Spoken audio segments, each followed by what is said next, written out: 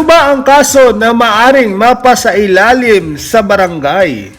At ano-ano naman ang mga kaso na hindi na kailangan idaampas sa barangay? Yun po ang pag-uusapan natin sa video na ito.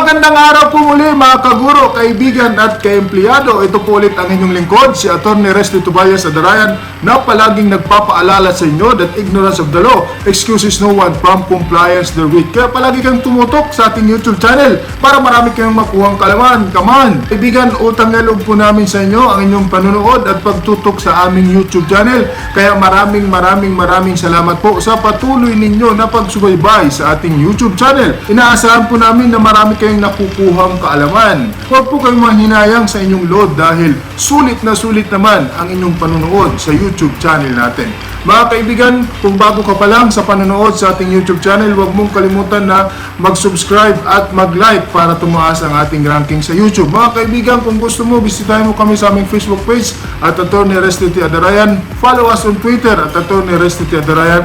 Do not forget to hit the notification bell, mga kaibigan, para palagi kayong updated sa ating mga susunod pang videos. Mga kaibigan, huwag nyo rin kalimutan na i-share ang ating videos para marami pa mga kaibigan, kaguro at empleyado natin ang maabot na mga videos natin at magkaroon sila ng karagdagang kaalaman tungkol sa ating batas. Mga kaibigan, kung gusto mo mag-comment ka rin sa comment section sa video na ito. Sundayin kita mamaya ha. Bubusina na lang ako kapag nasa harap na ako ng bahay nyo. Okay. Anong sasakyan dala mo? Wala. Busina lang.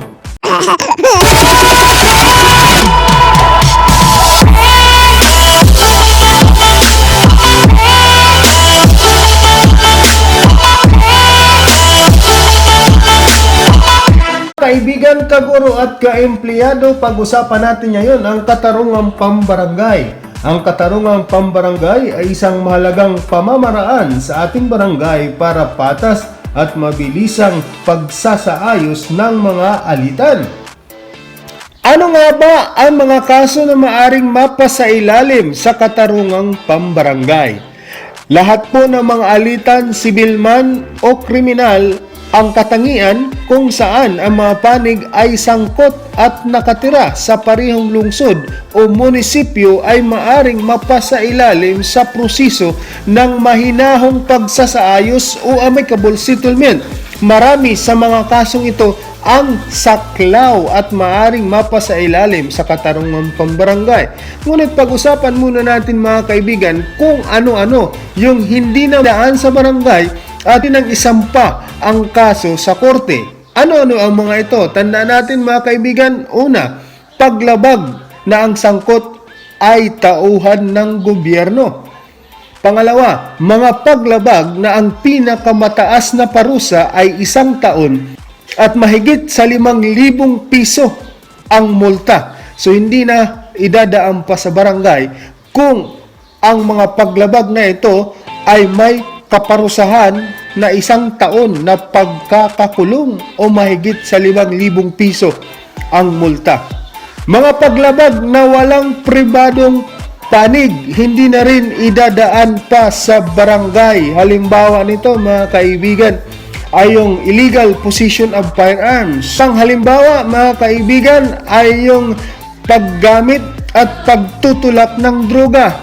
Ang mga paglabag na ito ay walang pribadong panig, bagkus ang biktima dito ay ang gobyerno mismo, kaya hindi na po kailangan ito idaan pa sa barangay. At pang-apat, di natitinag ng mga ari-arian sa iba't ibang lungsod o munisipalidad, alitan na nangangailangan ng madali ang aksyong legal. Mga alitan sa usaping paggawa, mga aksyon para sa pagsasawalang bisa sa hatol matapos magkasundo. Ito po ay hindi na kailangan pang idaan sa barangay. Ano naman ang mga kaso sa ilalim ng katarungang pambarangay? Tandaan po natin mga kaibigan, ang mga sumusunod ay hindi po maaring isampa sa korte kung hindi muna dadaan sa katarungang pambarangay. Una, paglathala at pamamahayag ng labag sa batas. Sunod, pananakot at paninirang puri. Sunod, paggamit ng huwad na katibayan. Next, paggamit ng hindi totoong pangalan at pagtatago ng totoong pangalan. Sunod, paggamit ng mga uniforme at sagisag na labag sa batas. Ano-ano pa? Pinsala sa katawan, dala ng marahas na pag-aaway, pagtulong sa naganap na pagpapatiwakal o suicide, pananagutan ng mga sangkot sa isang labanan kapag nagkaroon lang ng mga pinsala sa katawan o wala mang nangyaring pinsala. Hindi gaanong malalang pinsala sa katawan, mga bahagyang pinsala sa katawan at pagmamalupit o dakip ng labag sa batas, paghimok sa isang minor de edad na lumayas sa kanyang tahanan, pag-iwan sa isang tao na nasa panganib at iwan sa isang naging biktima, pagpapabaya sa minor de edad, pag-iwan ng mga taong pinagkakatiwalaang mag-alaga sa isang minor de edad, pagpasok sa isang tirahan ng walang pahintulot, mga ibang anyo ng pagpasok na walang pahintulot, magaan na mga pagbabanta o light threats, iba pang magaan na pagbabanta, grabing pamimersa o grave coercion, hindi grabing pamimersa o light coercion, iba pang katulad na pamimersa, pagbuo, pananatili at pagbabawal sa pagsasanib ng puhunan at lakas pagawa sa pamamagitan ng dahas at pananakot, pag-alam ng lihim ng sapilitan at sa pamamagitan ng kasunduan, pagsisiwalat ng lihim ng mga pang-aabuso ng kapangyarihan,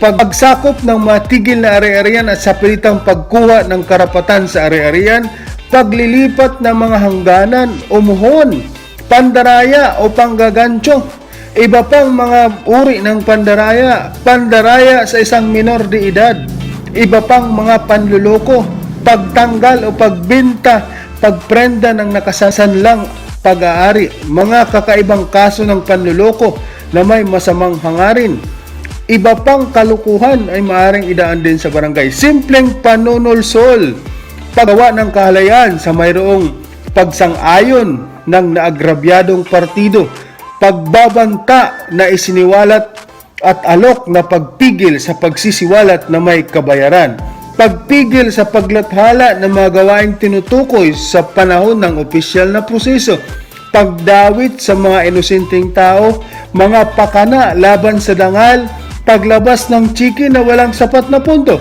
pagbili ng nakaw na ari-arian kung ang halaga ng ari-ariang sangkot ay hindi hihigit sa pesos.